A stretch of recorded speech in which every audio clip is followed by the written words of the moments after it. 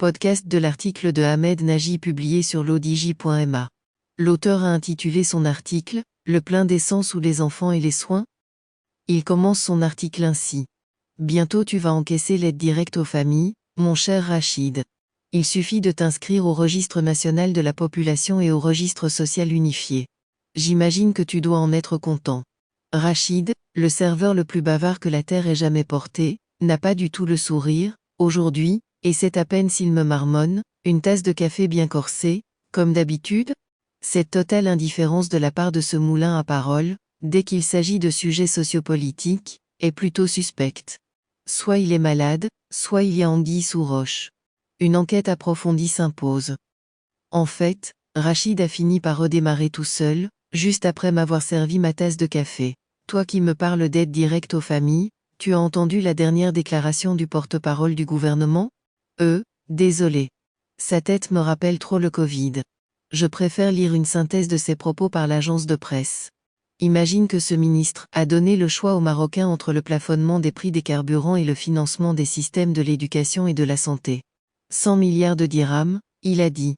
Que l'on choisisse de les injecter dans les réservoirs des véhicules ou de payer avec les corps enseignants et médical, dans tous les cas de figure, on tombe en panne. Jusqu'à quel point, tu penses, que l'aide directe aux familles va pouvoir combler le renchérissement du coût de la vie ?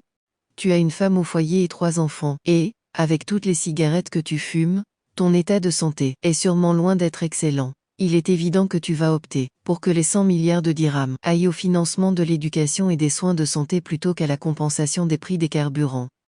Ah, parce que tu crois que le carburant est un luxe ? Tu n'as pas vu la flambée des prix sur le marché ? Les transporteurs verront augmenter de 40% la subvention qui leur est versée par le gouvernement, pour atténuer la hausse des cours du pétrole sur les marchés internationaux, puisque le Maroc importe les hydrocarbures qu'il consomme.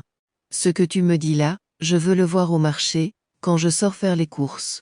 Les commerçants n'ont qu'une seule phrase à la bouche, tout est devenu plus cher. Mon salaire, par contre, il n'a pas bougé. J'en ai marre de ces beaux discours, sans aucun impact sur notre vécu. Je me dispute presque quotidiennement avec ma femme, qui attend mon entrée à la maison, pour me réciter une longue liste de choses qui manquent. Je gronde mes enfants à chaque fois qu'ils viennent me demander de leur acheter quelque chose. Quand je reçois la facture mensuelle de consommation de l'électricité et de l'eau, j'ai des envies de suicide. Ma vie est devenue un enfer. J'aurais préféré que ce ministre nous dise que l'État allait réduire ses dépenses pour dégager suffisamment de fonds et les réorienter vers la subvention des prix des produits de première nécessité, dont ceux des carburants. J'aurais aimé l'entendre annoncer l'instauration d'un impôt de solidarité versé par les plus riches, parmi lesquels ceux dont la fortune a grandi pendant la crise sanitaire, alors que la majorité s'est appauvrie. Il paraît que le projet de loi de finances pour 2023 comporte une hausse de l'impôt payé par les auto-entrepreneurs et une baisse de celui sur les dividendes des actionnaires. Alors comme ça, le travail est fiscalisé à 30% et le capital à 10%? Vive la rente. À bas la rente. En fait, je ne sais plus vraiment, je me perds dans la contradiction entre les discours et les actes. Là, je l'arrête net, avant qu'il ne me récite sa version, revue et corrigée, du manifeste du Parti communiste. Avec sa barbe éternellement mal rasée, sa chevelure hirsute et son regard usé, je me rends compte que Rachid a le profil idéal du révolutionnaire marxiste-léniniste à la sauce Che Guevara. Il ne lui manque que le béret. Alors comme ça, tu penses en savoir plus que les ministres du gouvernement sur la manière de gérer les finances publiques ? En tout cas, j'en sais plus sur les conséquences du renchérissement des prix sur les bas revenus que n'importe quel ministre largement rémunéré avec nos impôts. L'aide directe aux familles nécessiteuses, c'est sûrement une bonne chose, mais un coût de la vie pas cher, c'est encore mieux et ce pour tout le monde.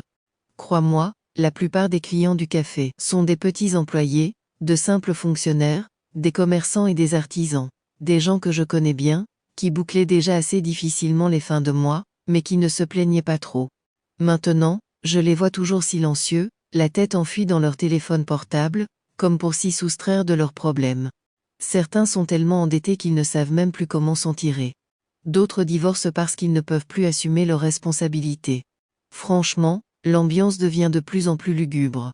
Heureusement qu'il y a la Coupe du monde de football, pour distraire un peu les gens. Je m'empresse de profiter de l'occasion qu'il m'a ainsi offerte pour opérer un virage à 180 degrés.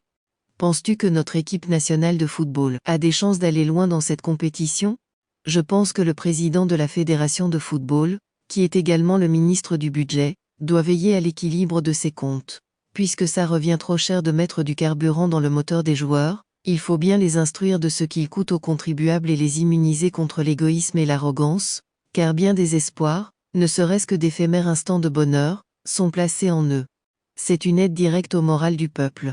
La prochaine fois, je me garderai bien de provoquer Rachid, le serveur devenu militant par la force des prix, comme j'ai commis la grave erreur de le faire aujourd'hui.